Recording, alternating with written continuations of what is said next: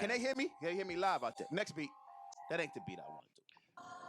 Those was wood another beats beat. right Another there. beat. You know? Nope. Give me another beat. Give me another beat. Nope. That's not it. That's the beat. Turn it up. Oh, word. Turn it up. I gotta hear it a little louder. Can you make it louder than my headphones? Turn me up in my headphones. I'm still stuck in the 80s/90s. Lottos, kangaroo boots, nanny ghosts, Velas, jumpsuits and troops, Junos, color Levi's, Bugs Bunny sweaters with the rhinestone ring on it. Fighting and making up the next day. Nobody getting shot. Working the hustling to get it, a get got. We had love for the streets, our family, our foes, our friends. Respect for the elderly. Pager/payphone, sneaking into Adams Theater. Watching Crush grooving tougher than leather. Hopping gates out the college park to bank out, cause you don't wanna get caught at mom's crib or at Vaughn's crib. Eating funny dinner with the fam. Church every Sunday, 8 o'clock a.m. And even if I fell asleep in the back row or played sick, no matter what, man, I still had to go. 80s, baby. He's a DJ, I'm the rapper. He's a DJ, I'm the rapper. 80s, baby. He's a DJ, I'm the rapper. Good evening, ladies and gentlemen of the internet. This is webisode number 106 of the Xcast. It's day 5519 in the search for Timmy. Where are you at, Chev? Anyway, I'm your host. I'm Josh Houselander. I am accompanied by the heart and soul of everything here at theempiremedia.com, Adam Hernandez. Adam, how's it going, buddy? Well, I'm accompanied by a celebrity within the retro gaming. You are. I'm glad you brought that up because I wanted to start the show with this shameless plug. Adam is referring to the fact that if you go to oldschoolgamermagazine.com this month, cool little internet, online magazine, cool little gamer magazine, I'm showcased this month as the retro gamer of the month. What's the showcase for? What is it?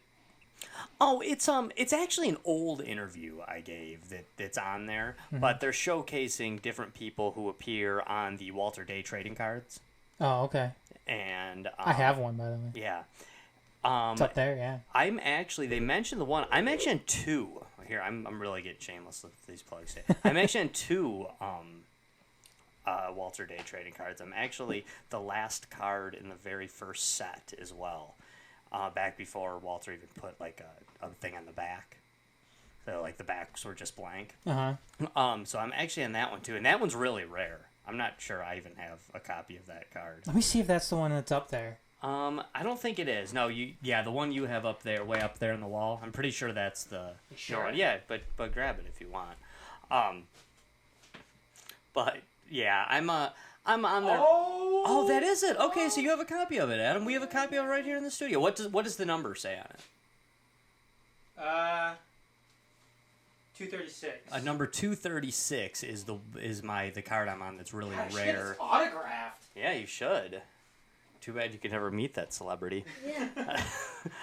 The 139 is the other card that I'm on that is the more common card that I'm on, and that one has a back, and it talks more about what I did for podcasting than it did as a game. But I got some records though. I think the guy's a dick. I don't know if I want his autograph anyway.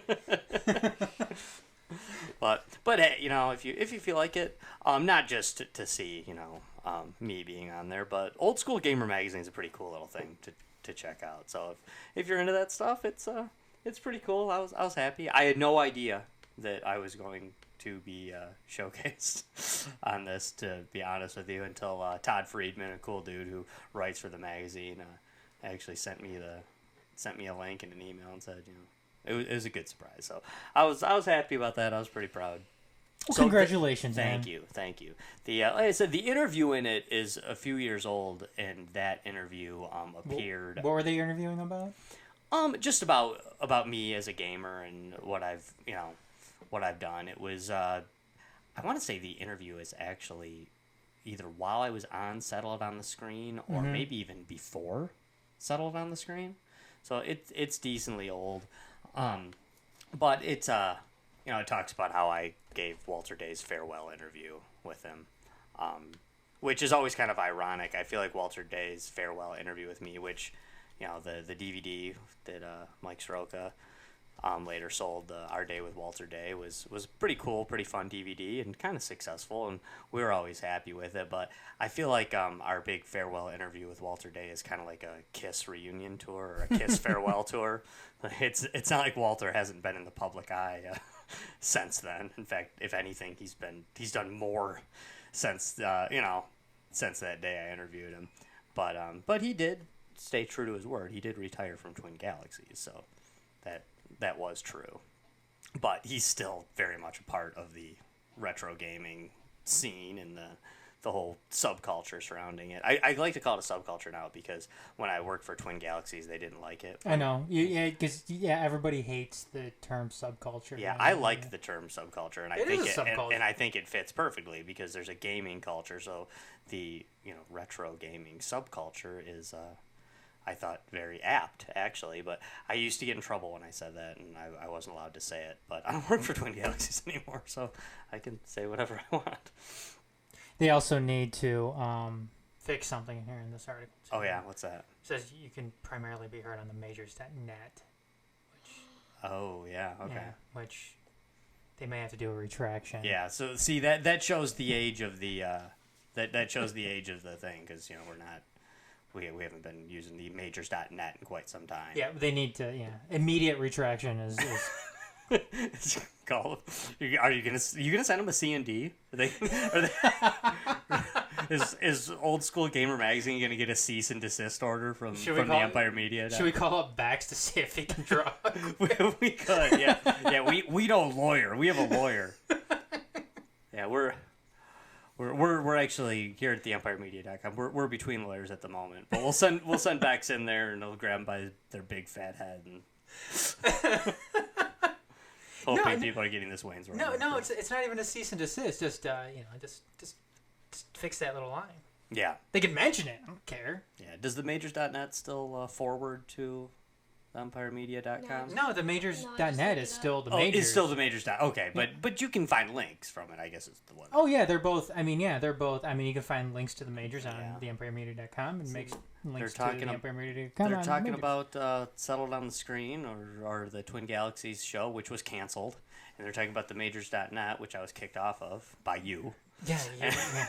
Josh was fired from...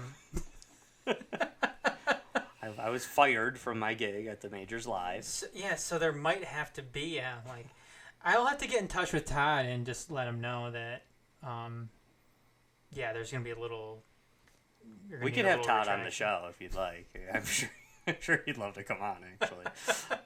Push some of this. Todd's been on before, on this show. Before. Yeah, I remember. Yeah, good, super cool guy. Very very good guy, and he does a ton for this stuff too. Of course, other than Walter Day himself, I think he is probably one of the driving forces behind Walter Day's trading card collections, honestly. And he wrote the book on it, literally. So definitely a cool dude. Definitely something worth checking out. Does Rudy have a trading card? You know what? I do not know if Rudy Ferretti has a trading card. Probably not. I know there's always been some strife, if you will, between Rudy and Walter, but knowing Walter, I bet he probably does. I bet Rudy probably does have a trading card. Walter is one of those guys that would never. I couldn't see Walter not putting somebody on because they didn't get along. And there's other people on there who, don't necessarily see eye to eye with the old school way of Twin Galaxies who have trading cards. So I bet Rudy's got a card. But I don't know that. And he did have a lot of Twin Galaxies records before he was banned. Before his lifetime ban. I know Mike Soroka has a trading card. Yeah, Soroka and I, in that rare one you found, Soroka and I were the last two, I believe, of that set. And so I believe Soroka has at least 2 cards as well. And the Twin Galaxies podcast might even have its own card. Oh, nice. Todd Friedman would be the guy to ask, so maybe we should have him on, in the future, and we can talk about some of that stuff again.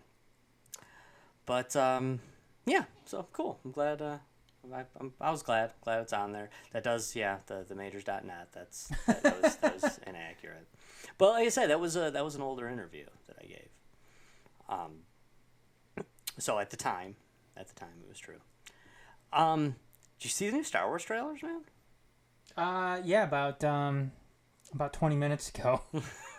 that works. They're fresh in your mind then. Yeah. And I wanted to hold my opinion. I don't want to say anything afterwards, but go ahead. Oh yeah, I just I thought The Force Awakens sucked. I thought The Last Jedi sucked. Doesn't mean I think everything Disney has done sucks. I like Rogue One. I like Solo. In fact, I like them a lot. Well, we mentioned last week that that Disney's actually kind of 500 when it comes to these new movies and and we talked last week about how they're getting into the live action TV shows finally, and they came out with 2 new trailers. The one being for The Mandalorian, which I think looks pretty cool. I mean, it doesn't say much. I was under the impression that The Mandalorian was Boba Fett, but it doesn't look like it is. He's wearing like a Boba Fett suit, but I don't think it's Boba Fett, and I think it takes place quite a bit. Is it Django? No, I think it takes place more. I think it takes place like after Return of the Jedi. Okay. I'm not positive about that, and I'm not sure. It's one of those things that people have like shared timelines and stuff, but I'm not sure that anyone is sure about it. I think a lot of it's conjecture and guessing at the moment. I could be wrong about that. And that's what's going to be cool about this, and like we were mentioning last week about the Disney Plus platform, and really Disney in general when we're talking Star Wars, is being able to kind of fill in these gaps when it comes to the time after Return of the Jedi and before, unfortunately, The Force Awakens, or the time before A New Hope and after Revenge of the Sith. And the thing is too, it's a big galaxy, so no matter what time it is, it could be happening right at the same time as one of the movies. But it's on the other side of the galaxy. Yeah. It's like everybody was at the Battle of Yavin, or everyone was at the Battle of Endor or something. So it could be cool, and it seems like IG-88's in it. Or at least a robot that looks like him is in it, and that's cool. Which one's IG-88? That's the robot who's standing next to Boba Fett in like the famous bounty hunter scene from Empire Strikes Back. The bounty hunters, we don't need their scum. Yeah. And in like the Legends and EU kind of stuff, he's typically considered like the second best bounty hunter in the galaxy. Behind Boba Fett. Next to Boba Fett. He's in a bunch of video games and stuff too.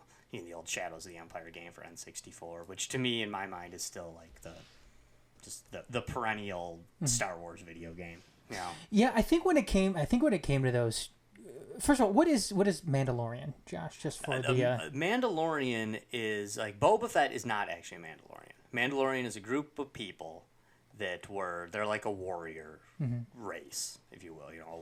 Like a honor bound, warrior people, and they have this famous armor. And Boba Fett and Jango Fett wear Mandalorian armor, but they're not really Mandalorians. They just have the armor. Yeah, it's cool. It's super cool armor, and if you're going to be in a fight, it's a good thing to have. Yeah, complete with the jetpack and the helmet and everything else. But I think this guy is supposed to be like an offshoot, like he's a lone gunman Mandalorian who's kind of on the run, but making kind of almost like an 80s TV show, but just but he's a Mandalorian instead of the A-Team. And yeah, I mean you mentioned too, and I think this is a good rule of thumb too for maybe casual Star Wars fans. Yeah. That if it did in fact take place right after Return of the Jedi, I think a lot of people out there think that when the Death Star blew up, that was the end of the Empire, which wasn't the case. Right. I mean, the Empire was still around. Totally. It's just they weren't nearly as powerful as they were prior to Return of the Jedi. And just think, if you're really living in the Star Wars universe, a small band of rebels just, blew up the Death Star, and a small group of terrorists, if you will, just blew up the Death Star, freedom fighters, and screwed up the Empire, and had this big, the universe is in some turmoil right now. Yeah. the things are going on. So if Yeah. you're hanging out on one The of Empire's in a vacuum, and right, you're hanging out one of these out. It might be a lawless time. So I feel like this is almost like a space western kind Yeah. of theme that seems to be going on. And I'll tell you what, I mean, like I said, I didn't want to mention anything right after I watched that, just because I wanted to give my views on the podcast. But I will say this, that I am much more excited for the Mandalorian and those live action shows than I am the movies, just because it seems like these are fresher. I mean, these are, you're not bound to the lame storyline that Disney has already pigeonholed itself into with, the new trilogy. Yeah, the Resistance and the First Order. Exactly, which and that's kind of what Lucas fell into with the prequels trilogy. Luckily for him and Star Wars in and of itself, they got better as they went on. I think a very good argument could be made in the sense that the movies are getting worse as they go on. In my opinion, I thought that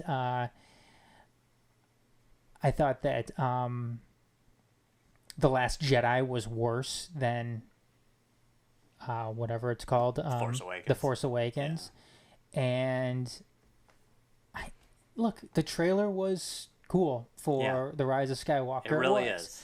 I mean, any Star Wars fan out there, if you don't get, at least a little bit, if mild goosebumps, then yeah, I mean, I think that's going to happen. But, after I was done watching and I'm thinking about it, it seems to me the more that they have to sit there and recycle old characters in old clips, then they're reaching. Right. I don't think that's a good sign. I think when they have to bring back somebody like Palpatine, who was clearly killed in Return of the Jedi, that's a problem. Yeah. That's a problem. And to me, that shows a movie that is in trouble from the get-go. And I don't know if they're throwing back to the old books where Palpatine, survived through cloning and things like that. But I feel like if they're doing that, it's only because so many more people than they're admitting disliked The Last Jedi and The Force Awakens. So they're hearkening back to this, the stage of the EU that people did like. So we'll see. Yeah, I mean, the Episode 9, Rise of Skywalker, I thought the trailer was awesome. I thought it was fantastic. But I'm weary of it, though, or wary of it, because I didn't like the first two. How do you make a sequel good when the first two suck? And the way I'm taking, obviously, a very pessimistic outlook on it, but even when you break it down, okay, they put a bunch of clips in there. They put all of the iconic scenes from the original trilogy in there. Fine, but let's take a step back and look at every aspect that is put in front of us when it comes to the most recent trilogy, or the trilogy that we're currently in right now. Carrie Fisher, we know that unless they use CGI in some way, that character isn't going anywhere. Right. I mean, we know that Carrie Fisher's time in this new trilogy is going to be over with. Right. Han Solo's dead. Luke's dead. And if neither one of those two characters could save the first two movies, what makes anybody think that Lando Calrissian is going to do is going to do just that in The Rise of Skywalker? Right. I mean, because when you look at it, Lando, and I love Lando, no disrespect to Lando. Oh yeah, me too. One of my favorite characters. He is definitely the third string when it comes to those line of characters. Right. I mean, Lando and Palpatine aren't even in the original, in the movie in the movie that came out in 1977, just called Star Wars. Neither one of those characters are even in it. No. And I mean, again, I mean, is Palpatine going to save this movie in any way? Probably not. Yeah. Do you know what the other thing, too, is, Adam, is that Disney, and I'm not complaining about this necessarily because it's cool, but they have, we've seen this now with Infinity War and Endgame, that they release trailers that have next to nothing to do with the movies. You know, they have scenes in them that aren't even in the movies. They have, you know, they make you think that something's happening and it's not. So, you know, I mean, the big, you know, reveal at the end of this trailer is Rey. She has a red lightsaber, so she's bad. But, I mean, who knows what that is? I mean, is that scene even in the movie? Yeah. Is it a 3-second dream sequence where she's oh no, what would it be like if I went bad? And then she wakes up and, you know, the cold sweats 3 seconds later and she's just there. You know, I mean, so what does that mean? Maybe nothing. Which in all fairness, I mean, it's not just Disney that undertakes that type of, you know, teaser. I mean, these are teaser trailers, right. You know, you're going to get certainly shit like that happening within this, you know, within these. But again, I mean, when you look at the previous two movies, what is this? What are we actually being set up for? Rey's parents turned out to be nobodies, according to, you know, the New Order. And who's the bad guy's name? Kylo Ren. No, Snoke. Snoke, yeah. I mean, according to Snoke ended up being a nobody. Kylo Ren is, you know, just... What is Kylo Ren? He's not... Yeah, he's not a Sith. He's not a Sith. He's not... He's a poor man's Vader. That's what he is. Pretty much. Again, I don't know what people are going to be expecting from this. I don't know what fans are going to be expecting from this, because what we've already been set up for in this movie is nothing but disappointment and just mediocrity. Yeah, do you know what I'm hoping for, actually, as a huge, huge Star Wars nerd and have been my whole life?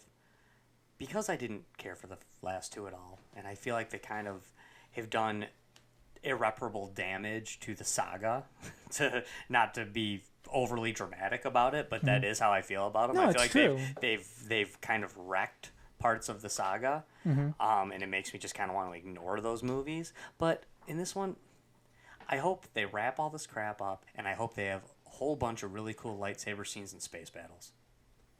That's it. I hope there's cool action scenes. You know, they're Disney, they're Lucasfilm.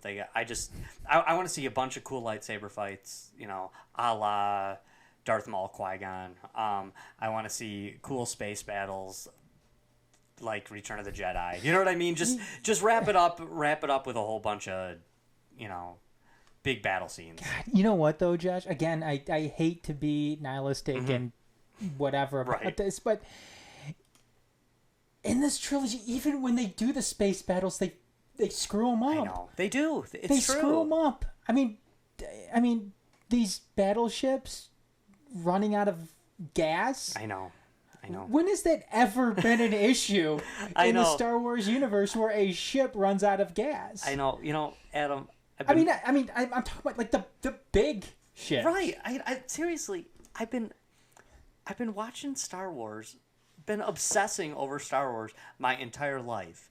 And until they brought it up in The Last Jedi, I never heard anybody talk about ships running out of gas. I'm sorry. I was under the assumption, the wrong assumption, I guess, that, yeah, in this galaxy far, far away, they had achieved free energy, and that the ships just flew. Yeah. I mean, the Millennium Falcon floats around in space for, like, weeks. And Han's, like, broke half the time. I mean, why wasn't he running out of gas? I mean, stuff breaks. Yeah, the biggest problem with the Millennium Falcon is the hyperdrive is always screwed up. Yeah, I mean, stuff's breaking. They always got to fix it. But they're never running out of gas. Yeah. You know, and I'm sure there's some nerd out there saying, like, no, in this book, don't you remember that Grand Admiral Thrawn's ship ran... Yeah, like, maybe it did. I don't know. But it never occurred to me. I just can't wait to... I hope in this new one, if that's going to be the case... I want to see them, you know, cruising by some Texaco stations. Yeah. That's what I want to see. Right. I mean, yeah, really, though. Where do they fill up when they're, you know, going through hyperdrive like over and over Yeah, again. I want to see Poe sit there and be like, "Oh, should we stop at this one?"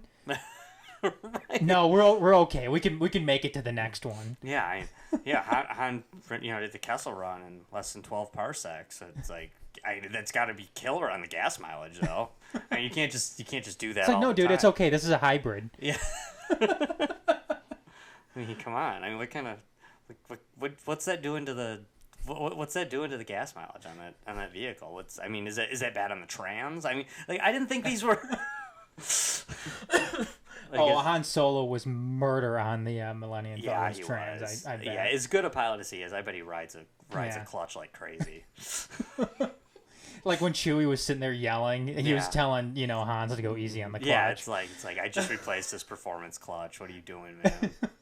It's like you're killing everything. You're stripping out my gears, roaching out the trans, running out of gas.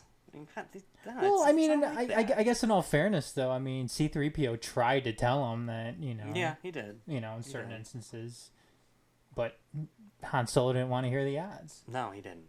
He didn't. Yeah. And I'm sure some of those in there were, if you pull this maneuver, you know what the odds are of screwing up your tranny. Yeah, And Han was probably like, I don't care. I don't want you to never tell me the odds. Yeah, like the odds of there being a gas station on the other side of the blown up Alderaan is never tell me the odds. All right.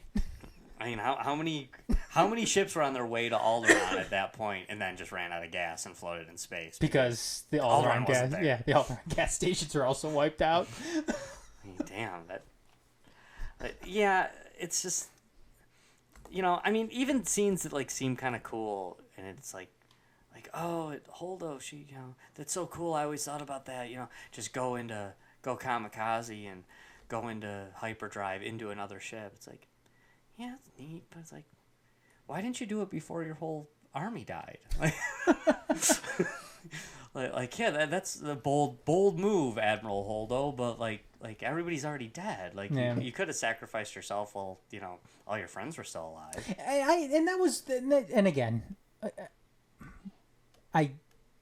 if I want to add a little bit of optimism and to any of the, well, not optimism, but if I'm going to speak highly about anything in this new trailer, it's just it's some of the little things, showing us how just different angles on certain different scenes, and that one scene in the new trailer where you see all of the destroyers up in the sky with the lightning and everything. I mean, that's a cool shot. And something that has been pointed out in that shot too, with like the mass of Star Destroyers, very cool. But they're Imperial Star Destroyers, not First Order Star Destroyers.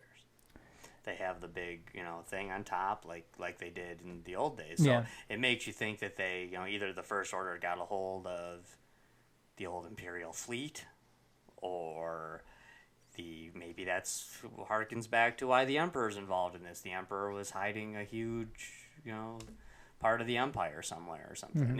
So that seems cool. And, which they're gonna have to explain further, because in the other movies, those Star Destroyers were sitting there, wrecked on the surface of these planets. So right. Yeah, I guess it's just how many of those did the Empire have? I guess because that's something that was never completely resolved in this Star Wars universe, is what exactly happened to the Empire. I mean, that was never explained in the first movie, of The Force Awakens. Nobody ever really knew what happened to the Empire. All of a sudden, the First Order was just there, and it's a ripoff of the Empire, and that was it. I mean, Snoke's in charge. He's mysterious. I don't know, but they kill him before you even find out they who kill him the hell before. he was. Yeah. So I mean, hopefully, I guess that's my new hope for this for this movie, is kind of filling in the vast amounts of holes that are just encompass this new trilogy. I think it's cool that they would have like different ships and things like that. I kind of feel like, oh no, the good guys fly X-wings and the bad guys fly TIE fighters. It's like, have you seen a Chevy from the 80s and a Chevy from the 90s? Like they changed a lot. Like this is supposed to be this like super advanced technology. It's like, oh, they never changed that. They just decided that the X-wing was perfect, and they're like things that you wouldn't you have like new ships? Well, maybe that just goes to show like what happened with the TIE fighter, because I know a lot of people were, kind of ripping the TIE fighter. It's like, oh, when did the TIE fighter ever? When were we able to hold 2 people? Right. In the TIE fighter. Well, maybe they, advanced it a little bit. Yeah, theirs are different. Theirs are they two can pilot hold, system. they can hold 2 pilots. So yeah, I mean, and that's cool. The problem I had more with that was that they don't seem to back that up. When the bad guys are flying them, they don't seem to have 2 people in them. But then Finn and Poe jump in it, and also it's there's like 2 seats. Clearly, it's like a gunner and a pilot, and like that's cool. It's like kind of like Top Gun style, Yeah. But again, what people are really going to be paying attention to that? It's going to be the fucking nerds. Yeah, so. like me. I know. And so like oh yeah, Josh, you're a fanboy.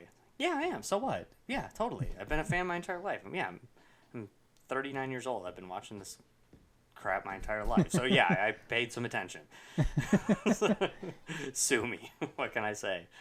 But I don't know. Hopefully it'll be cool. Maybe they'll wrap it up. I hope that it's good enough to where I just think it's decent and it's entertaining, and maybe this is probably too much to ask, but maybe they could do something so cool that it makes me not totally hate the first 7 2 and 8 so Yeah. much. I think that's possible. I don't know if that's possible or not, but if you make a good enough one, maybe it could be. Hey, that's all I'm looking for. A decent movie. And that can be done. Yeah. That can be done where you see like the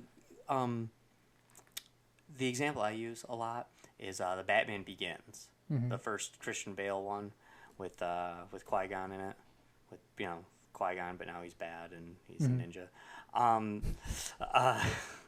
But basically, like I liked that movie, but then when the Heath Ledger one came out afterwards, and the Dark Knight came out, it was like it made me like Batman Begins more.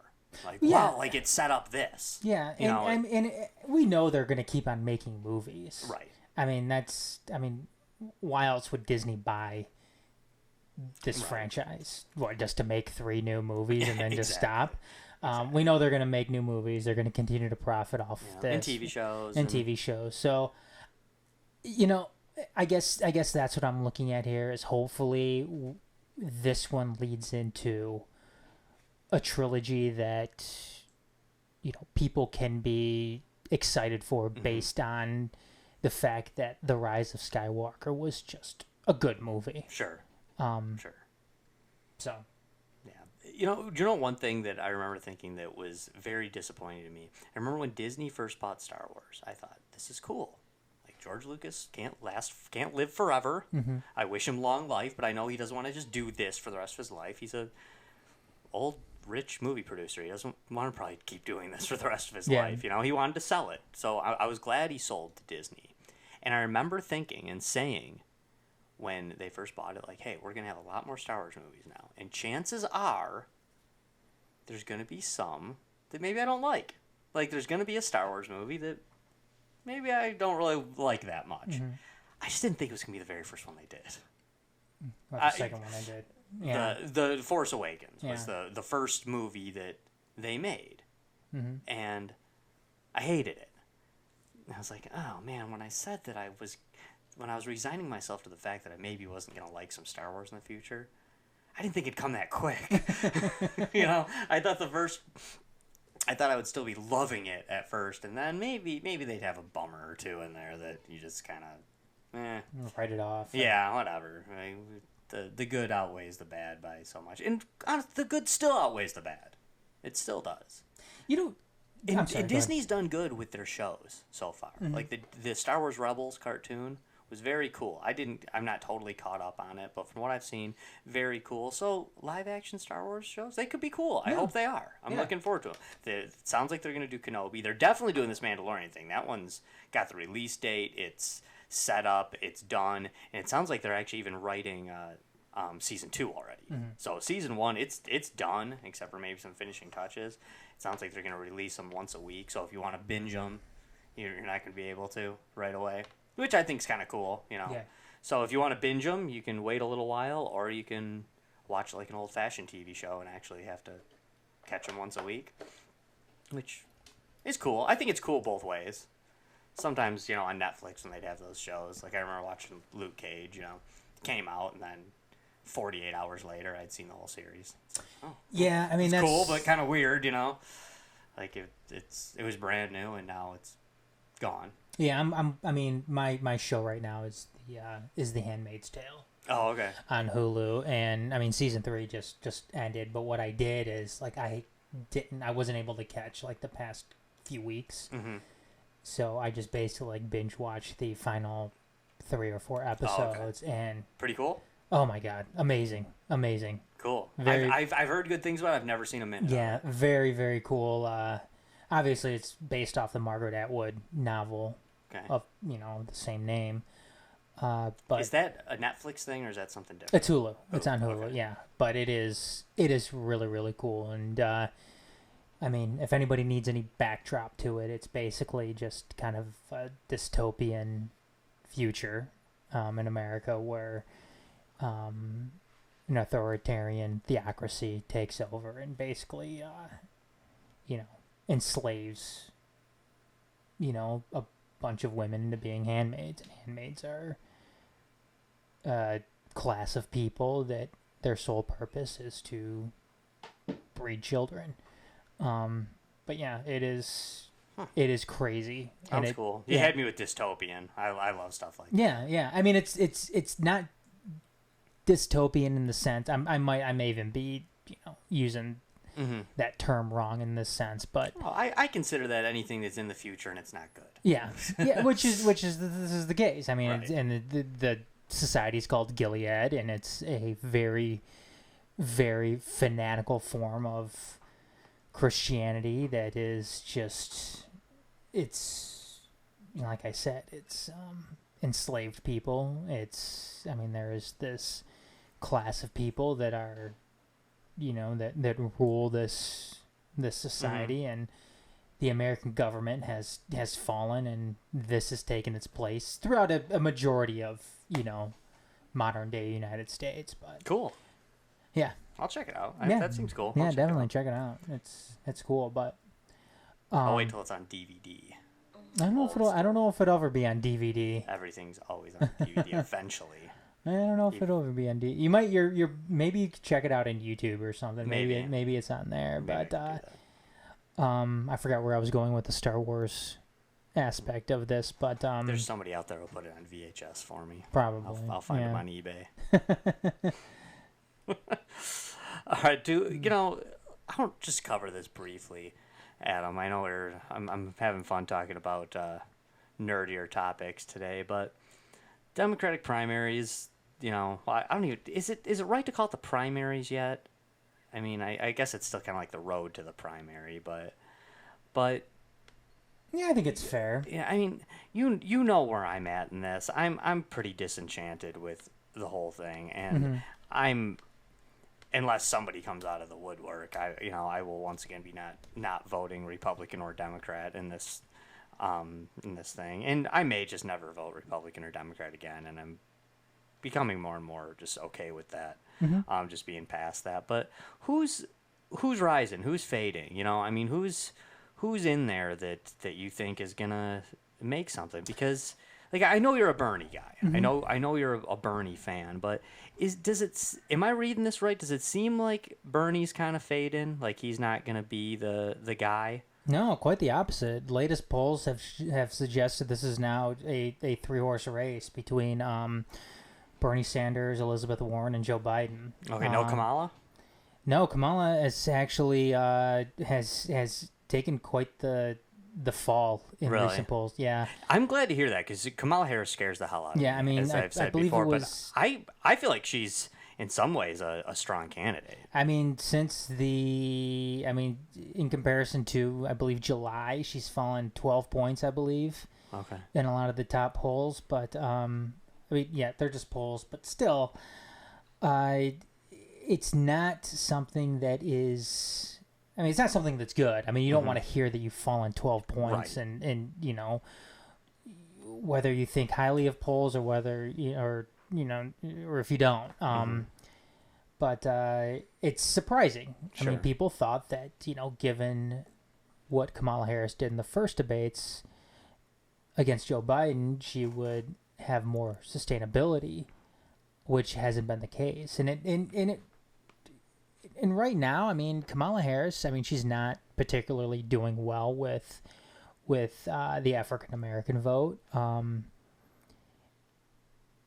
it may very well have to do with some of her time as a prosecutor in California. Yeah. I mean, I'm hoping people can see through that Kamala Harris has a record, and it's not a very good record as a prosecutor. She's done a lot of shady things. Yeah. During her time, and I'm hoping people can see that. And yeah, I mean, the stuff that Joe Biden did, and I'm not a Joe Biden fan, was bad. But I thought that the stuff that Kamala Harris was getting away with in that first debate was something that should have the spotlight on, in addition to what Joe Biden, some of his past record. And, Sure. And I mentioned the thing about Joe Biden. The thing that Joe Biden needs to do is just own up to his past mistakes. Sure. And that's something that he can't do. I mean, that's something that he has very much in common with Donald Trump, is they just can't own up to their mistakes. Who knows though? No, it's tough with. I know I was kind of predicting Biden grabbing the nomination when we had done past shows on this, but I just don't. I don't know. I don't think Biden's got it. I just don't. I don't think he has just that basic support that he thought that he kind of took for granted. I don't think it's there for him. I know guys like Nate Silver have come out against this, talking about basically the BS surrounding the lack of excitement around a guy like Joe Biden, which I think is completely valid. And I think it's valid just because of the way that Donald Trump is able to rally, his own supporters around him. Are Democrats really that excited? Take Donald Trump out of the equation here. Right. Are Democrats really excited about a guy like Joe Biden? Really? I don't think so. And it's weird too, Adam, because I realize that electability is something that voters and pundits kick around, but I almost feel like Joe Biden's actually running on supposed electability. Like, Yeah. well, I know I'm not good, but I'm the guy that can beat Trump. Like you're not supposed to say that when you're the candidate. Yeah, I mean, like if people say it about you, you're supposed to be okay with that. But you're not. I mean, what did his wife said something about that? It's like, Yeah. I know you probably don't like him, but he could beat Trump. Like that is that your slogan? Like, Which is that what you're running on? Yeah, which I don't even know is a very good angle to play in all of this, because a lot of the the more centralized, like, state polls have shown a number of the Democratic candidates being able to beat Right. Donald Trump in a head-to-head, whether it's in Florida, whether it's in Iowa, or so on and so forth. So I don't even know if I don't even think that's a very good argument to begin with. But it's even a worse argument when you actually bring up some of these polls and show that, okay, well, Elizabeth Warren can beat Donald Trump in this state, and Bernie Sanders can beat Donald Trump in this state, or Kamala Harris can beat Donald Trump in this state. It's just it's the wrong mindset, it's the wrong attitude to have going into these things, because ultimately what's going to get people to come out to the polls is excitement for a particular candidate. In many ways that's what helped Donald Trump ascend to the White House, in the Oval Office, was being able to get people excited about him. Right. I think it's the wrong excitement without a doubt. But nonetheless, it got people off their asses to, get to their polling locations and pull the lever for them. Can that be done for Bernie Sanders? I think it can. Can it be done for somebody like Elizabeth Warren? Yeah, I think it can. Can it be done for somebody like Joe Biden? I don't see it. Yeah, I really don't. And it's weird too. You mentioned some people look highly on polls. Some people look lowly on polls. I hate polls, and I think I don't think you could have a lower opinion of polls than I do. But at the same time, I fully admit, what else are you going to look at? yeah, Really, what else are you going to look at? I don't know. I mean, you can use the polls and take them for what they are, or you could just straight up guess.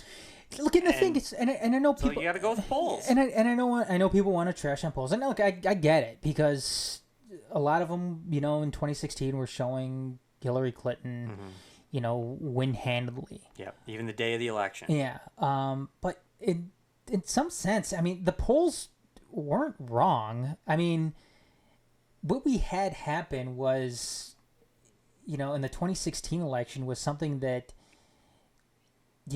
ironically enough, happened 2 elections prior, but before that, didn't happen for, Yeah. I don't know, Josh. 1884. Yeah, I mean, it's only happened 3 times in history where, the president who was elected ended up losing the popular vote. And that's what a lot of these polls go off of. I mean, they don't go off Electoral College. I mean, they go off of, popular vote.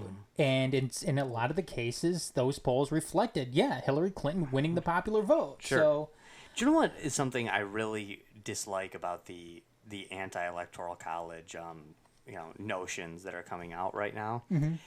Because I'm a big electoral college fan, and I think there's a lot of reasons, and I think, quite frankly, at the risk of sounding arrogant, I think a lot of people don't understand why it's important or why it's in place. And I think a lot of people who even think they do don't realize the extent of it.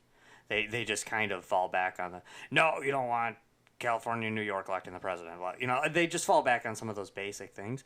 But one of the things that is a problem with the Electoral College, if there's problems with it, isn't the fault of the Electoral College. It's the fault of our polarized nation. The reason why this is becoming more common and more possible now, happened with Bush Gore, happened with Trump Hillary, is that our system, contrary to what people believe when they tell you no, there's no sense in voting for a third party candidate, there's no way a third party could ever win. The country isn't supposed to be so directly polarized 50-50.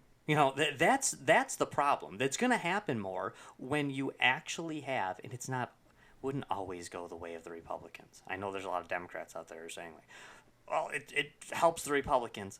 Well, I guess technically it did. Bush was a Republican and Trump was a Republican. Yes, I get that. But truth be told, it's not supposed to be a nation that's so polarized that literally both candidates are always getting 49.6% of the vote. Or whatever it is. That they're not supposed to be getting over 49.5% each with virtually nobody voting any other way. That's the problem. That really is the problem in a nutshell, is that polarized of a country. And if that's the case, then I guess the Electoral College doesn't really even matter much. If you're going to insist on it always just being 2 parties that eat up exactly half the votes. Yeah, I'm not a fan of the Electoral College, and I've seen, Josh, you've seen those maps drawn of, of that favors the Electoral College. Yeah, the red states versus the blue states. Yeah, and I saw another one which I actually posted on our Instagram account, which kind of does the opposite. It shows, the flaws with the Electoral College, and I invite people to go check that out, Empire X Media on Instagram. And somebody asked the question, they're like, okay, well, draw draw the map of, basically the retort to that, which is that first map that we see, the red and the blue states. And quite frankly, I think both maps, in my opinion, show the problems with the Electoral College. I mean, the red and the blue states, I think that still illustrates a problem. And in this other map that I posted, which basically redrew like the size of states based on the amount of power that they ultimately have, the people ultimately have in those states. So obviously, Wyoming is going to be bigger than what it actually is, and so on and so forth. Like I said, go look at the image. Do you know what I kind of think when you see these maps that are showing one side or the other? I feel like the maps that, if you really analyze it, and you don't have to get into super in-depth analysis here to do this. If you look at a map that's showing why the Electoral College is the way to go, or looking at a map that shows why the Electoral College is the problem, pretty much every one of those maps also shows why the popular vote is the problem.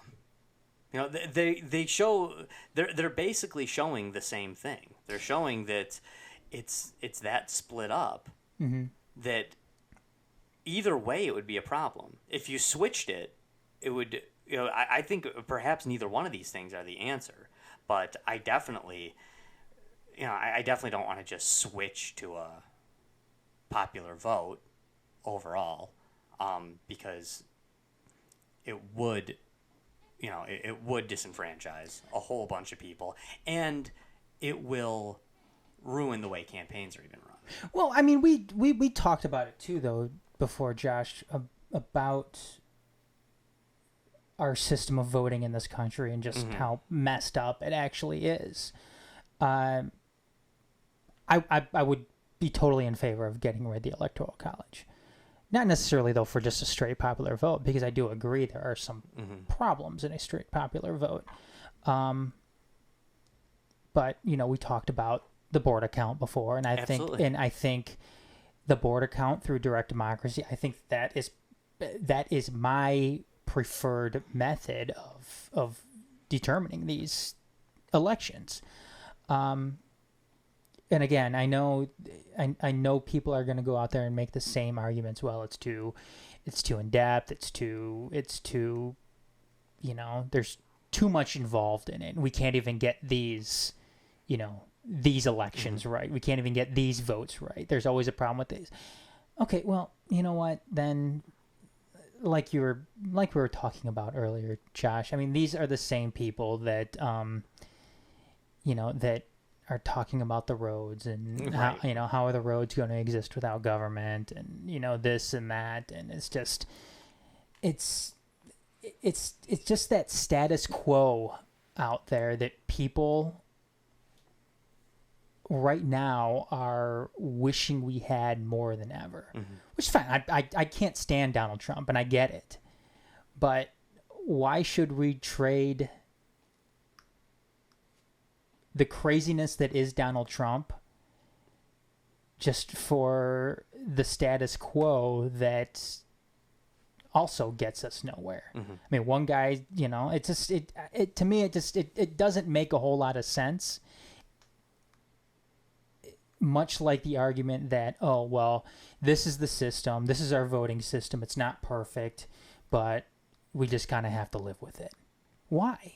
Why do we have to live with it? Well, do you know what's weird too, Adam, is that the hardest part about changing the Electoral College, or getting rid of the Electoral College, would be amending the Constitution. Yeah. That's the hardest part. So, God forbid, if you're already amending the Constitution, that you would do some in-depth critical thinking and amend it properly. Yeah. I mean, that okay, well, we're amending the Constitution to get rid of the Electoral College, which was designed to protect us against a popular vote in a large country. So what are we going to replace it with? Well, obviously the popular vote. Duh. Yeah. I mean, why?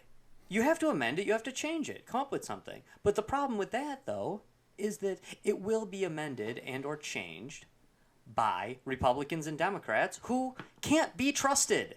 The Republicans and the Democrats are going to not want the best system, not want the most proper system or the most logical system or the most moral system. They're going to want whatever system they think benefits their party. Oh, yeah. And not even long term. No, it's gonna. Yeah, no, you're absolutely. You're absolutely right, Josh. The Democrats want to change it from the Electoral College to a popular vote because right now they think that will help their party. That's it. Yeah. They don't. They not because they think it's more fair, not because they think it's right, because they. It's whatever's going to keep them in power. And they don't. They're not even sure if they're right. Yeah. Nobody's even really sure if they're right. No, that will help them. It'll keep either them or the Democrats in power, and if it's just them having to fight the Democrats or the Democrats just having to fight the Republicans, obviously the percentages are still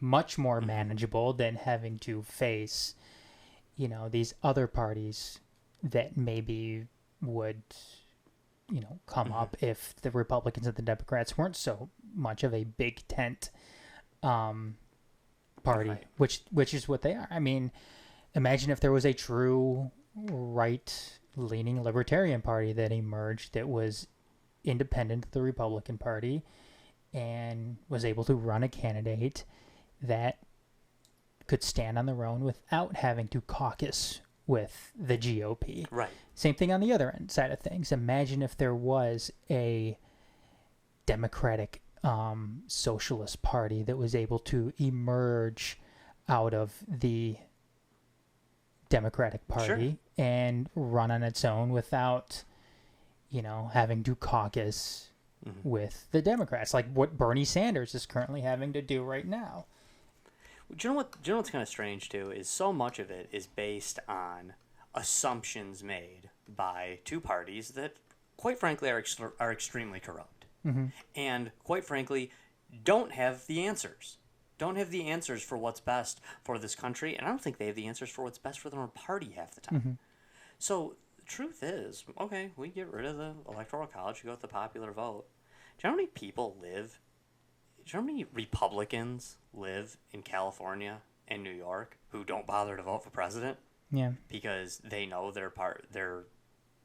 they know that their state is going that way. I mean, I always like to put it this way. What's a go-to red state? Go Texas, Alabama. Not Texas. Alabama. Alabama's a good one. Alabama always goes red.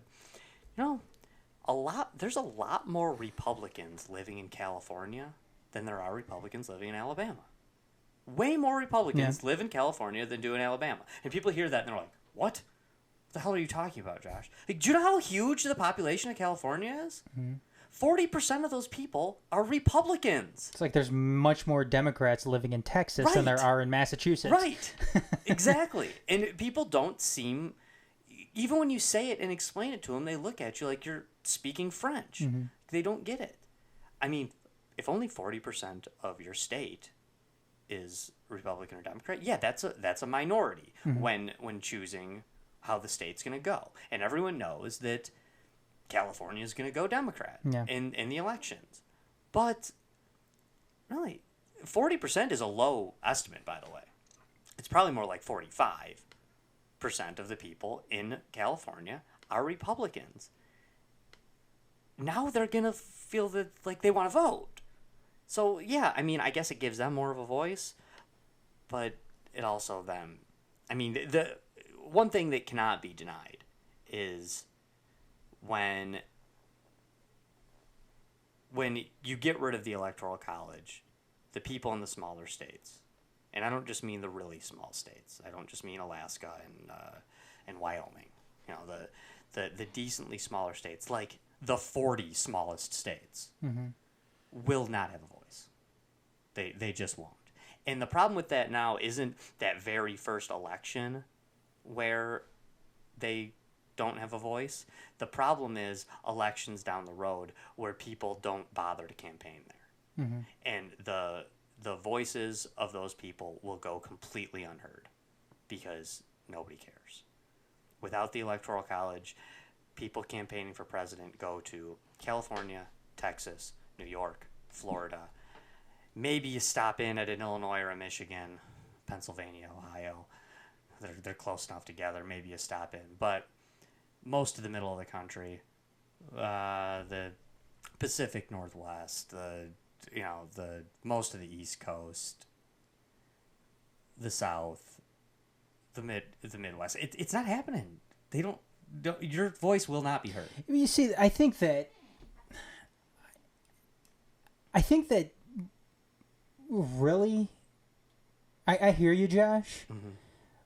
When I hear that, though, it seems like that maybe it's not so much of an issue with a voting system, but just the type of candidates that we have, and I agree. and just the whole nature of top down political parties, and just the way that they're structured, and to me, there's more systematic issues with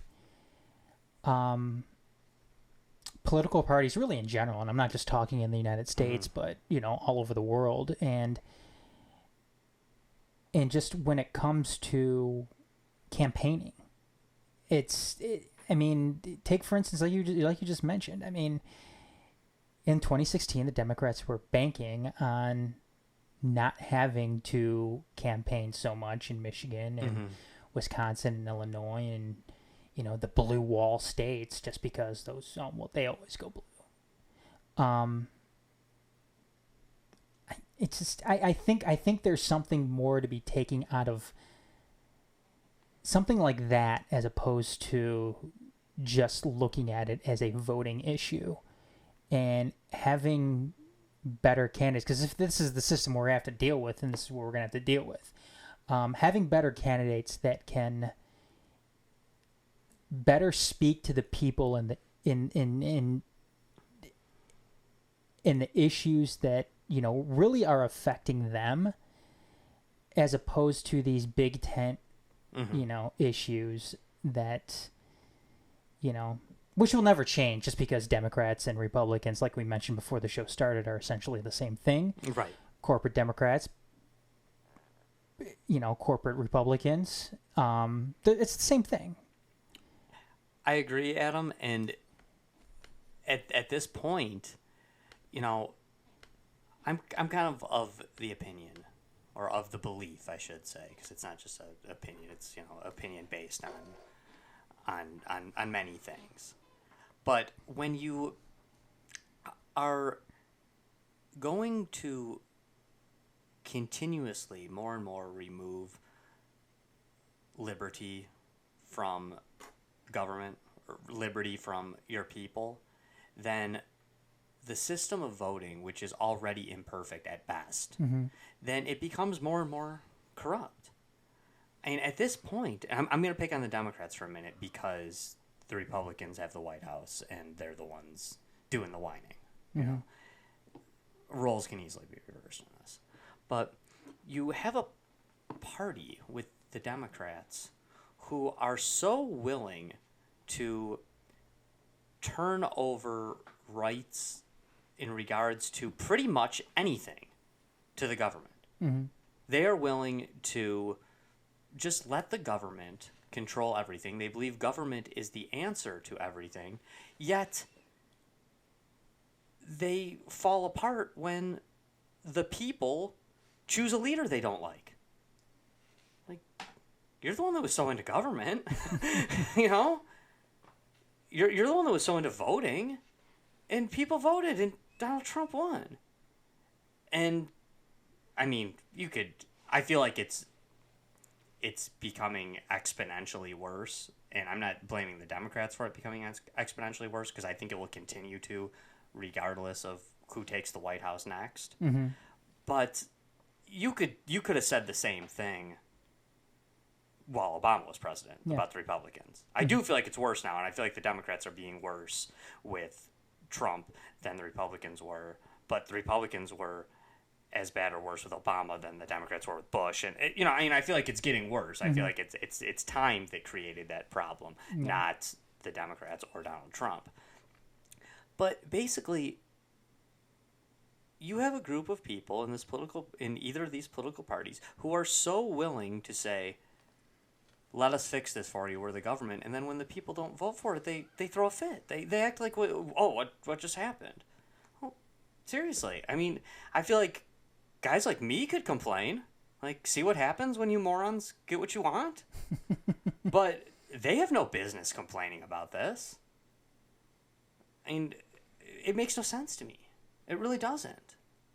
You know, I mean, it's kind of like, and as, you know, we did a whole segment on a show a few months ago where just went back and forth and pointed out like a half a dozen things that make the Democrats completely hypocritical and a half a dozen things that make the Republicans very hypocritical. They're all over the place. It's, you know, like the Republicans who want to pretend like they're for small government and say, you know, my rights don't come from government, or my rights come from God.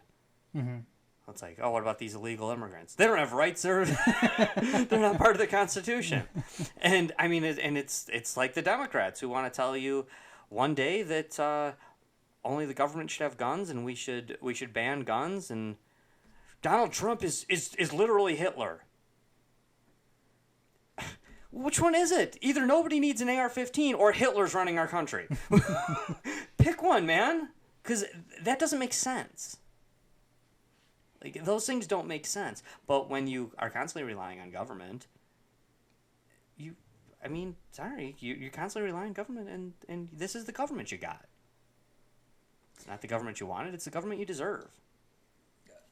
Like, for me, I don't have a problem with, obviously, I don't have a problem with welfare at all.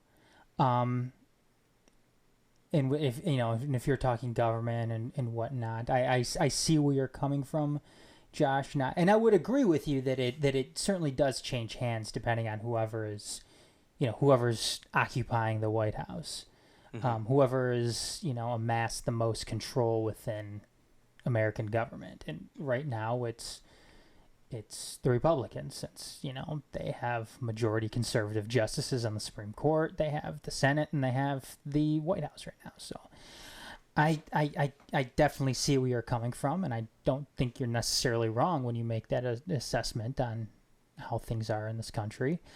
I mean, for me, like I said, I consider myself an anarchist. I don't believe in big government. I think big government is more nefarious than anything else. I don't think that I don't think that big government has the middle class and the working class and the working poor best interest in mind. I think that this is a country that very much favors the wealthy and the elite, and that's how it is. On that same token, do I have a problem with the welfare state and the welfare system in this country? No, I don't. I think that it's I think that that's something that is certainly necessary in the system of government.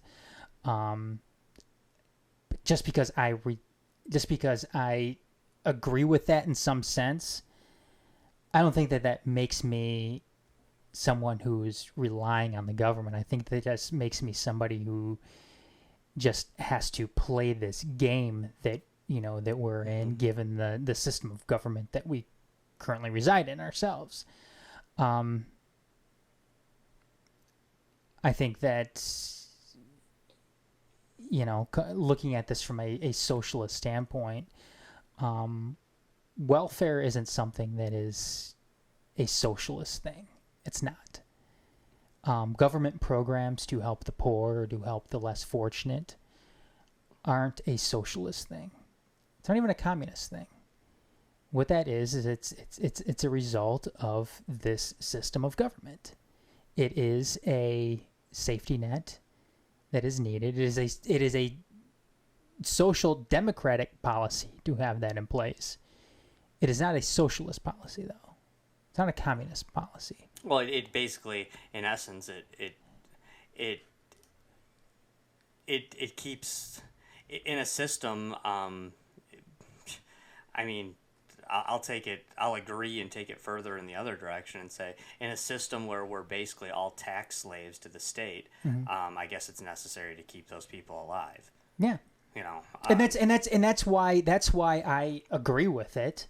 I mean, if this is the system of government that we are running, and if this is how the Democrats and this is how the Republicans want to run things, and if this is, then yeah, this is something that is necessary to keep people alive. How many 70-year-olds do you know, or have you heard talk about how people shouldn't be on welfare?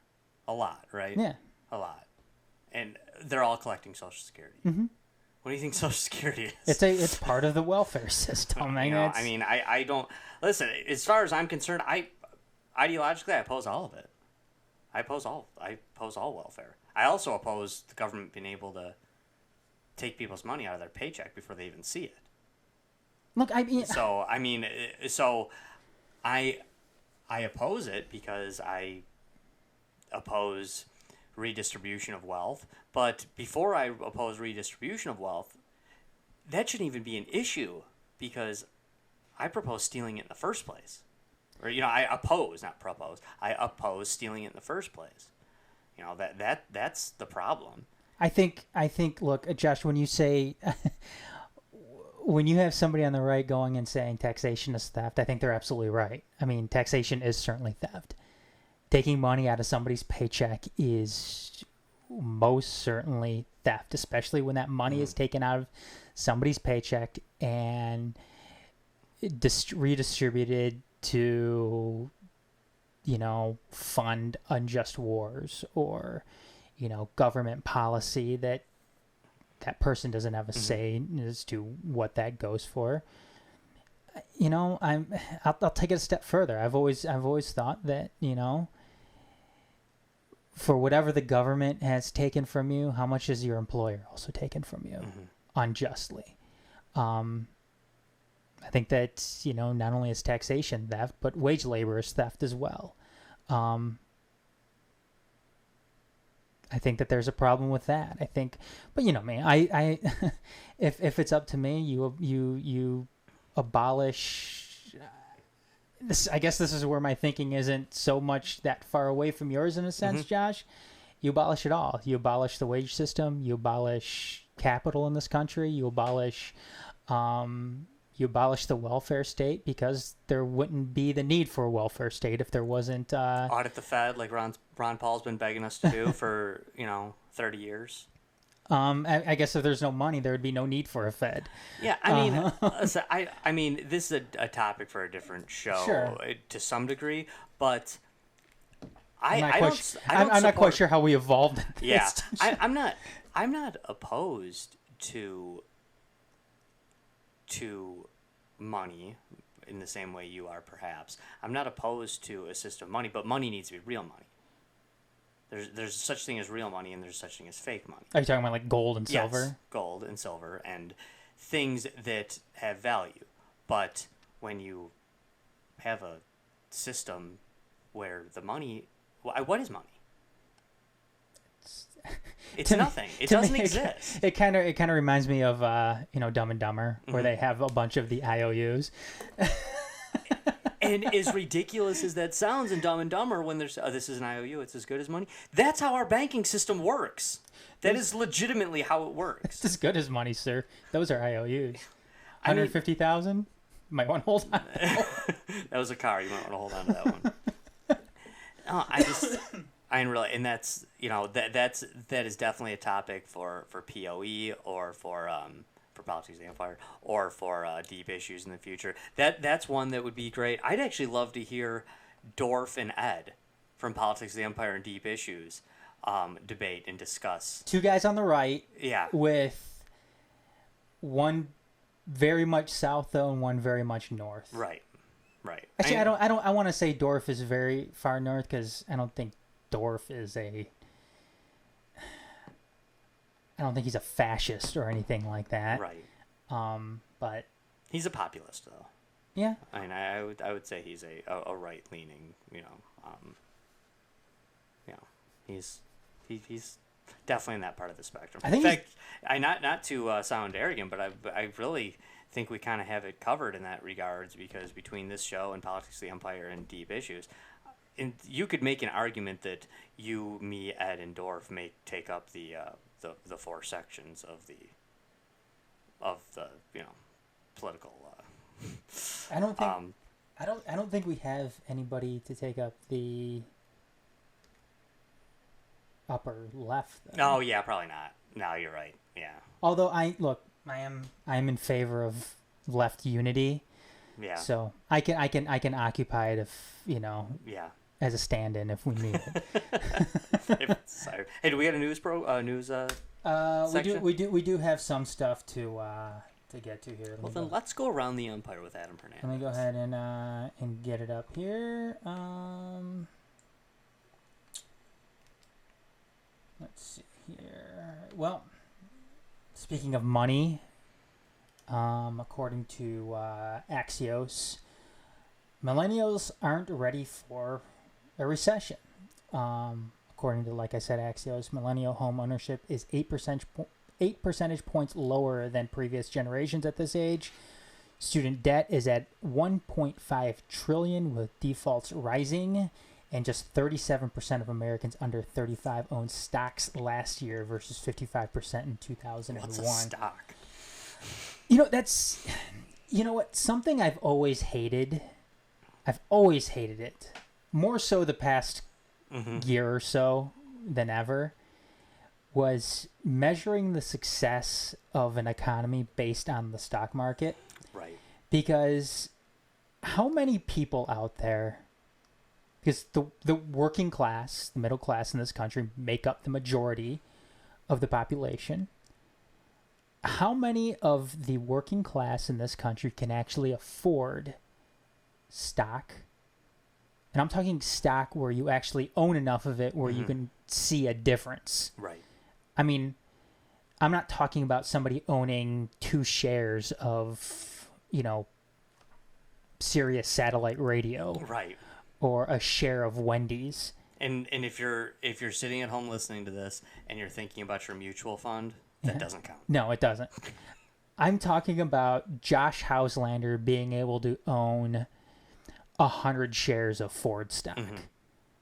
Myself being able to afford, 150 shares of Apple. Right. It's not realistic for, I think, the working class. And that's why I think when people talk about, the stock market's doing great, the Dow Jones is up, 400 points, at the end of trading today. I usually flip the radio station when that starts going, because it doesn't matter to me. Who, I'm broke. Who gives a shit? I'm a working class guy. I'm broke. I don't. Most people doesn't matter to me. Most people in this country are living paycheck to paycheck. The stock market means absolutely nothing to them. You know what, Adam? I feel like that's true in a lot of ways just when they talk about the economy. I was talking to a Trump supporter a couple of weeks ago who's in a similar financial, station as I am right now, does a similar type of job as me. Yep. And trade job. Yeah, works in the trades, and some kids doesn't, and he starts talking about some life suckers. Yeah, you can't you can't deny what Trump's done with the economy. And I was just like, are you doing any better or worse? Like because I'm not. I feel like when they talk about the economy, that doesn't affect so many people. I feel like it's so contingent on your particular trade or your particular job, what's going on right then, and I'm not doing better or worse with Donald Trump. I honestly, financially, I'm doing pretty crappy under Trump, and I was doing pretty crappy under Obama and Bush too. I don't see where this is as big of a thing as people think it is. No, because people often rely on, and that's what it comes to with a lot of this, of these, whether they're talking corporate Dems or, big government Republicans, when they sit there and they discuss, trickle down economics, tax cuts, and blah blah blah blah blah. Well, a lot of those tax cuts usually are going towards corporations. And how can't they though? Yeah. Because they're the only people that pay taxes. But the thing is though is even if you're doing that to help the middle class and the working class in this country, that money never goes back to them.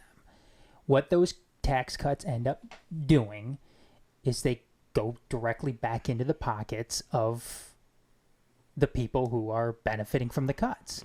Or they are being reinvested into the company. They're not going into the workers. They're being just reinvested in the company, Right. so they can, buy more stock in another company or go and take over another company or, do this or do that has zero effect on the worker. Something that I'm looking for when I hear that the economy is doing well, it's not so much job creation either. Because a lot of these jobs that are being created are low earning jobs. I mean, they're not. I mean, yeah, okay. They're 100 million more jobs or whatever it is were created in the month of May. Okay, well, how many of those jobs are people going to get where they can actually live comfortably off of that money that they're making and not have to go out and get a second job in order to, be able to sustain themselves, from paycheck to paycheck. I want to hear about, more higher paying jobs being available to more people in the United States. That's something that would really convince me that the economy is doing well, and it's something that is going to benefit the majority of the people, the majority of the working class in this country. But you know what? We'll never, ever have that. Because first and foremost, and this is how it's always going to be, the economy is going to benefit the people in control. It's going to benefit the upper class. It's going to benefit, not to sound like Bernie Sanders, that 1% in this country. And that's how it's always going to be. Jordan, I want... What's that? I want the government to stay out of it. The government, when the government tries to do things with the economy, it always screws it up. Always. Say, oh no, they did. Every time the government does something to help the economy, it makes it worse. Economies are cyclical in nature. They have to be. It's the only way it makes sense. If you're going to insist on studying economies, you're going to see that they are always cyclical. So when you do something to give it that much more of a bump up, it's going to need that much more of a bump down to recover. We learned that under Bill Clinton and under Ronald Reagan. Two people that the Democrats and Republicans they hearken back to the economies of those times. No, do you know why those economies were good? Because they did stuff they shouldn't have done to the economy. They did stuff to screw with it, and then the cycle had to go twice as far down to make up for that time when we all thought we were doing well. But really, it was fake. It was always fake. It was never there. It was people buying houses they never should have bought. It was, it was people being taxed way too much, but it was okay at the time because everything was booming. But then, do those taxes go away? No. When I hear about politicians talking about tax cuts and tax rebates, it's like, that's great. Yeah, it's neat. Okay, if you collected too much taxes, then by all means, rebate some of that back to the people. But instead, how about you lower them for the future? If there's all this money to throw around, then hang on to it for a minute and collect less. That's what I'd like to see. Stay out of it. Quit trying to generate it, because contrary to what government will tell you, government sucks at running this stuff. They think they're good at it, but they're not. They suck at it. The government can't run anything properly. I spent like 19 hours in Secretary of State this afternoon. It sure felt like it anyway. To transfer a title, or to get a license plate, basically, is. Oh, you finally have a Michigan license plate now? Yeah, I mean... Did you get to keep the California one? Oh, yeah, I have the California plate for my car hung up on the wall. Yeah. Oh, yeah. I was hoping you got to keep it. Oh, yeah, for sure. for sure. But really, it's just, and here in Michigan we don't have the front plates. So I still have the California plate on the front. Oh, of do my you? car. Yeah, I left that one. You're gonna fuck with some cops. Probably. I hope so. You know me. I hope so. I hope it screws somebody up. They're trying to run my front plate to find out that. I don't know. Yeah, you probably can find something out. I don't know. Then be like, why the hell are you running a front plate? We don't need front plates in Michigan. Exactly. The front plate could be anything. I mean, They'll probably ticket you for probably. something. I actually thought about that as I left it on, as I made that decision a few months back. I was like, I'm gonna leave the front plate on. I thought, like, this is probably against the law. Yeah. Somewhere along the lines. There's probably a statute against this, and I will probably be the guy who will inevitably get written a ticket for, but I don't care. Whatever. But yeah, I don't know. Government sucks. Yeah, I mean, for me, abolish the wage system, abolish capital, workers of the world unite. Let's see. Former Google and Uber engineer Anthony Lewandowski was charged on 33 counts of theft and attempted theft of trade secrets. Anyways, Brazil's president Jair Bolsonaro has said he will only accept 20 million aid package from G7 nations to fight fires in the Amazon rainforest if French President Emmanuel Macron apologizes. And I guess what happened there was, Bolsonaro said something about Macron's wife, and Macron retorted, and yeah, that's where big government politics is right now, especially when the Amazon rainforest is currently burning down.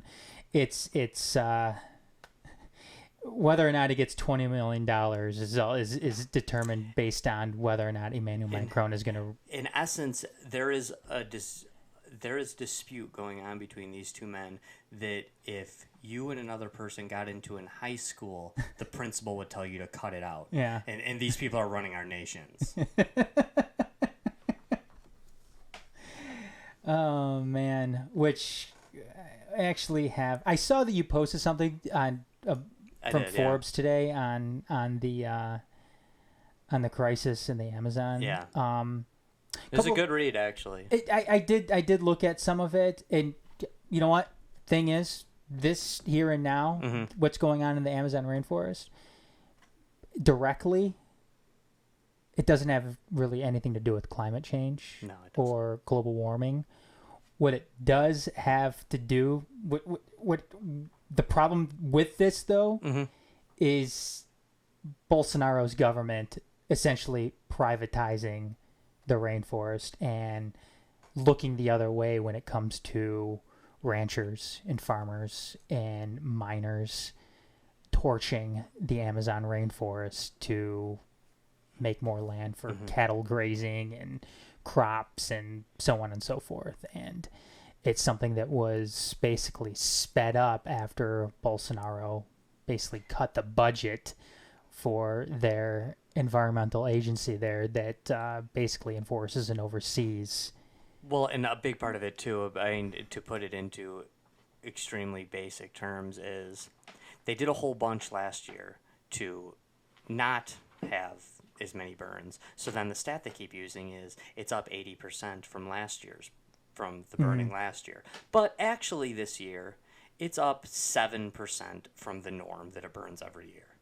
And like true media and social media form in 2019, a lot of what people are hearing is based on hysteria, and this wasn't reported on at first very much because it happens all the time. It happens every year. It actually isn't that crazy. So then the report became, why aren't they talking about the Amazon rainforest burning? Oh my God. Well, they weren't talking about it because it really wasn't that unusual. It actually happens every year. It's not that weird. It is a little more this year than normal, and that's not good. But kind of like we're just saying, it's almost like the government tried to take control of it, and it looked good for a minute, and then it fell apart. I was going to say, I mean, in a sense, though, I think it's even worse than what, people are initially leading on to be, because I think the majority of people out there, whether it be celebrities or the mainstream media, to me, I think they're thinking that this is just a phenomenon that happens like we see here in the Western United States, where there's some lightning strikes, and it's the dry season right now in the Amazon rainforest, and just chalk it up to Mother Nature. Sure. Which it isn't the case. I mean, what we have going on down there right now is 99% of these fires being lit aren't as a result of lightning strikes. It's as a result of people lighting fires. People lighting fires. People lighting the rainforest on fire. Yeah, to clear the brush, and Bolsonaro's government actually emboldening these farmers and these ranchers to do that, because they think that the solution somehow, it was his environmental minister that said this, their solution to saving the rainforest is basically privatizing it, which to me makes zero sense. But anyways, we have the link up on our website. Go check it out. One thing you should know too, whether you're thinking I'm speaking your language right now, or Adam's speaking your language right now, or we're both wrong, or we both make good points, or that I'm downplaying the importance of it, or that other people are upplaying the importance of it. One thing you definitely should know is pretty much every single picture you have seen of the Amazon rainforest burning isn't from this year. I know. Every single one of them. I know. So just know that. I know Cristiano Ronaldo posted one that wasn't. It wasn't the actual rainforest. Right. Yeah. Some of them were were forests in the U.S. The one Leonardo DiCaprio put was like 30 years old. Was it? That picture, that video was like 30 years ago. So so no matter what you think, at least know that. At least grasp onto that one idea that the pictures you saw weren't right. They weren't true. Do your own research. Look into it as much as you want. Advocate for it if you wish. That's great. If you think this is a problem, go for it. Personally, I don't really know why the G7 countries, if you will, are wanting to throw a bunch of money at this. It's quite frankly, it's their problem, and they should fix it. I think it's money that's not going to be allocated properly. No, because Right. Bolsonaro's he's basically come out in an indirect way and said he doesn't care. Right. So that 20 million aid package that's I mean, I don't know why Bolsonaro is just being like, causing a fight over this.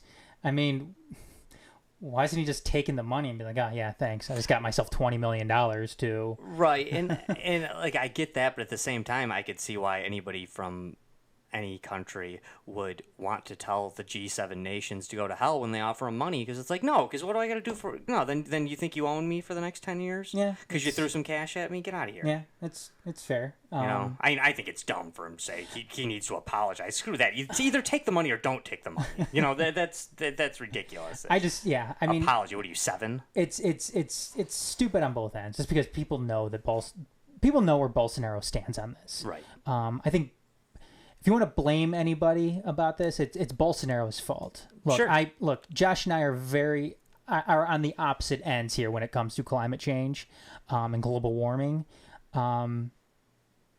This, though, what we see happening in the rainforest is as a result of Bolsonaro's government. It's not necessarily climate change. If you want to say it's an indirect cause of climate change, or going to cause climate change in the future, then you can have, then I can agree with you on that. But this here right now is as a result of the Bolsonaro government. And by the way, everyone out there too, the rainforests are beautiful. That's great. But if the entire rainforest burns down, the oxygen doesn't disappear. Okay. But Josh- people in the United States and people in Europe and people in Australia aren't going to stop breathing because the rainforest burns down. Okay, it's not how it works. Let it be known right now that Josh hates the rainforest and wants them all to burn down, and he wants to nuke the whales while we're at it. How's it on fire when it's raining? That's what I don't get. Did you see that meme out there? It was Ben Shapiro. No. It was a Ben Shapiro meme where it's basically he says that how can the rainforest be burning if the rainforest be burning if they're rainforest, and below it says libs destroyed. No, okay. Do you want an example though that I'll back up of man-made climate change? What's that? This is man-made climate change. The climate is changing there because some men lit stuff on fire. They changed the climate by lighting it on fire. That is legit man-made climate change. So that's climate change you can get on board with. Yes, You'd be like, that's something I will fully acknowledge that is man-made climate change because some men lit some matches and burnt that shit down. Man-made climate change confirmed. Yep. But let it be known, Josh hates the rainforest and wants to nuke the whales. Hate's a strong word. I can take it or leave it. You ever see that Simpsons where what was it? Nelson had a shirt that says "Nuke the whales."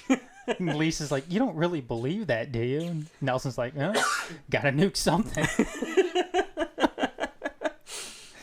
Oh man, I gotta get on board with that. gotta nuke something. God, horrible. Even though I'm not saying I agree, but I've always kind of had a tinge of respect for the Japanese people when it comes to some of these climate things, where they, say, we got to stop killing the whales, and their excuse is always like, we like killing whales. like it's never been like, like they're denying that it's hurting something. It's like, hey, and you need to stop killing whales. Like, you stop killing whales. Like, we like killing whales. Let's see. It's like the old Kwame Kilpatrick thing. You remember that? What was that? I know that not everyone listening is from the Detroit area, but the famous thing where he's like live on like local news, and the news reporter is just like, hey Kwame, quit buying prostitutes. And Kwame, this is our mayor, our sitting mayor. His response is, you quit buying prostitutes. I know you are, but what am I? Kwame, quit buying prostitutes. You quit buying prostitutes. Oh, sick burn, Kwame.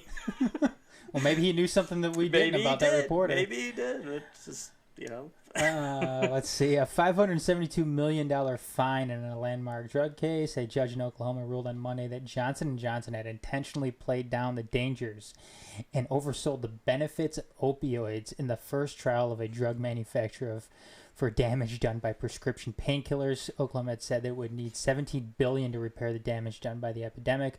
About 6,000 Oklahomans have died from opiate overdoses since 2000, according to officials there. So yeah, that was actually pretty big news yesterday. But that's one of the first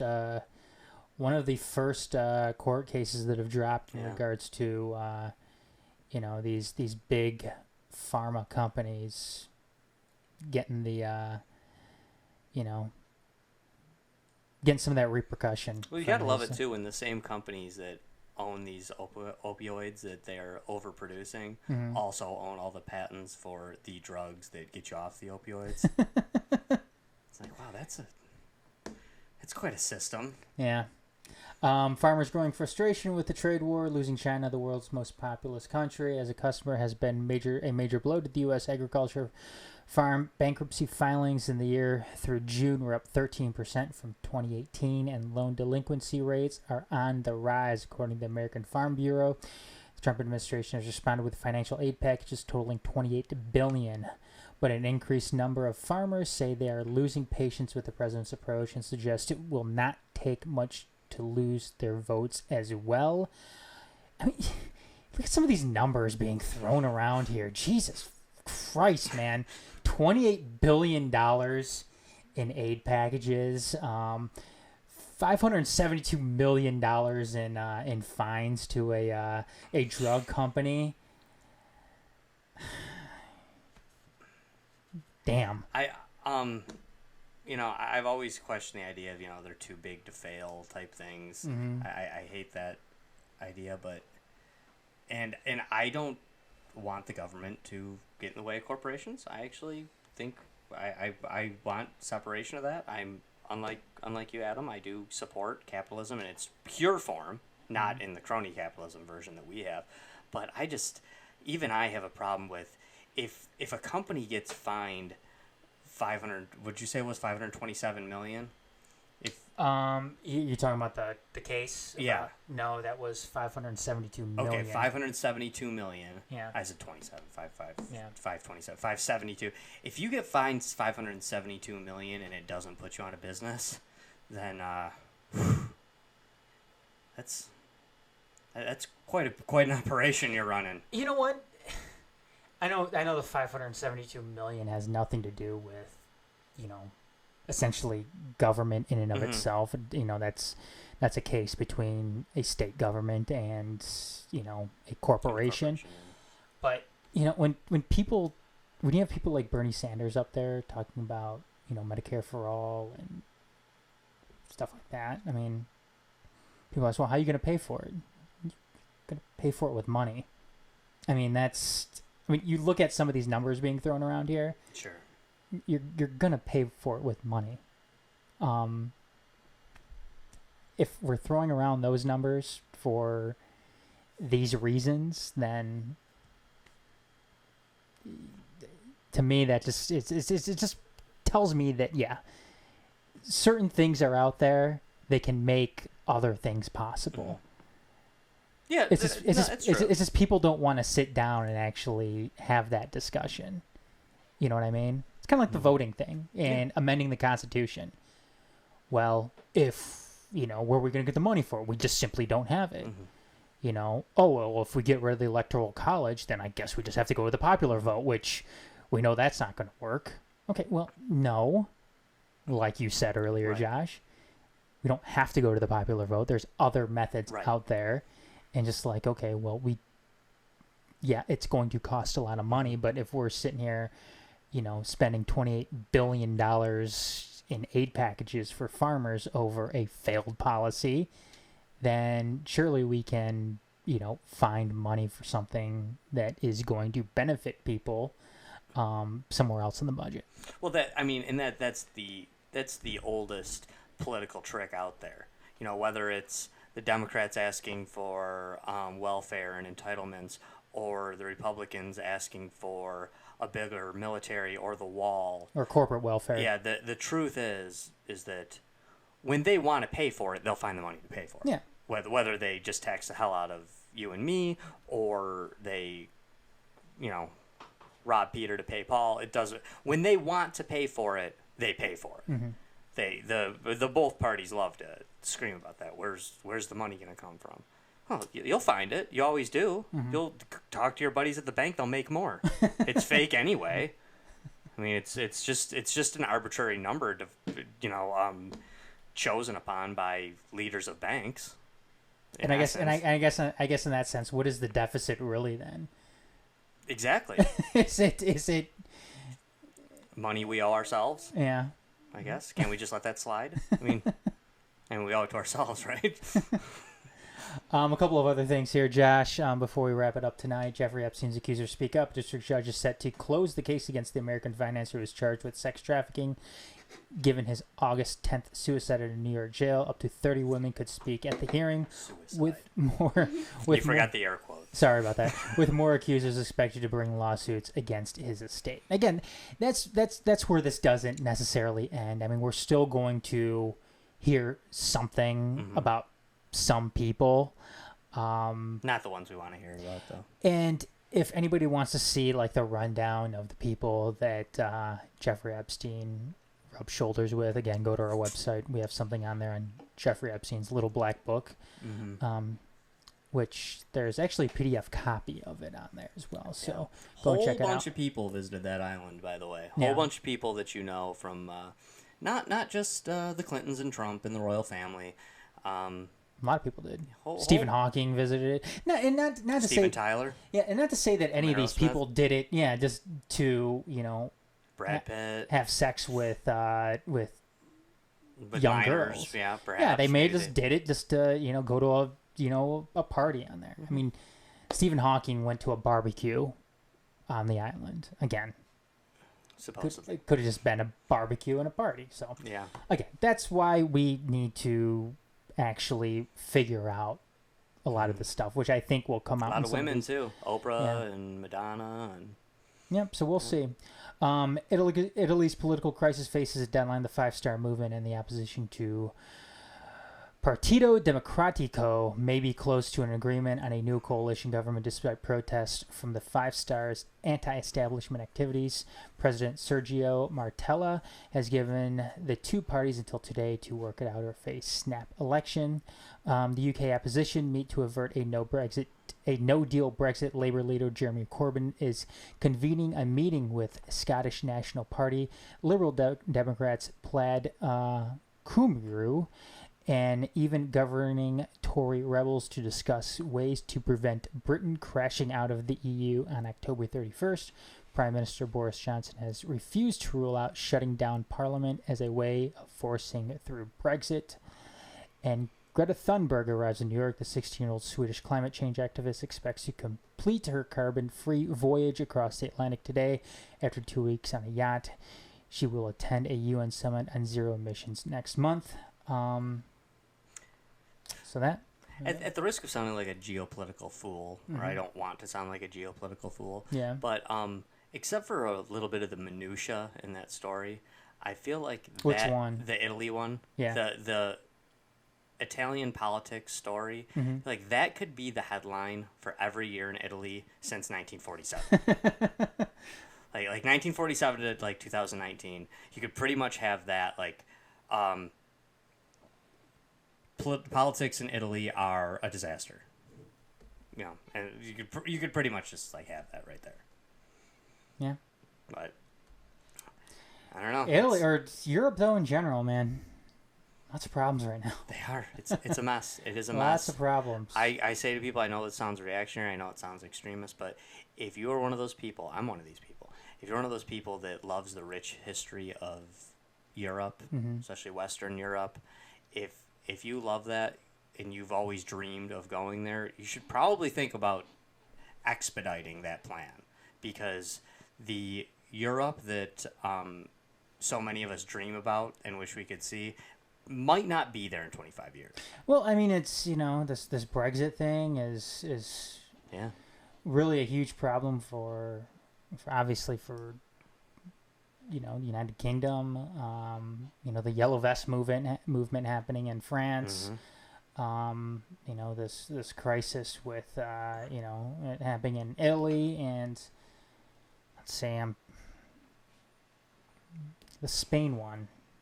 What was happening in Spain? That I think that's kind of fizzled out. Where I think so, but where and of course Greece. Greece is a disaster. Greece is still, I'm sure, in financial turmoil. And eventually Germany is going to get tired of just funding all this crap. I mean, let's face it. Their World War II guilt is only going to stick around for so long. The Nordic countries, though, still seem to be doing well. Yeah, we're I talking think about so. Sweden, Norway, Finland. Yeah, they still seem. Yeah, they're there. Anyways, They're though. there. It hasn't spread there yet. Nothing spreads there. Doesn't seem to. Not right away, at least. But, hey, that has been the Xcast, ladies and gentlemen. I want to thank you all for tuning in tonight. I want to thank you in advance for going to check out oldschoolgamermagazine.com, checking that out. And I want to ask you if this interests you. I know we've teased this in the past about bringing it back, but next week at the 8 p.m. Eastern time slot here on the Empire Media, it will be the triumphant return of the best podcast in history. Like I said, I know we've teased it before, and we've kicked around bringing it back, but it is definitely coming back next week. The best podcast in history. Working title for the topic is History of American Primaries right now. It's going to be a little bit different format show. We're hoping to potentially get our co-host Tiffany Ferresi back. That is not confirmed, but the show coming back is. So you know, if you're into that, please tune in. It should be a fun show. You can exercise some of our, you know, history muscles and get that show back going. But thanks for tuning in, everybody. This has been the Xcast. I'm Josh. He's Adam. You're not. See you next week. Bye for now, everybody.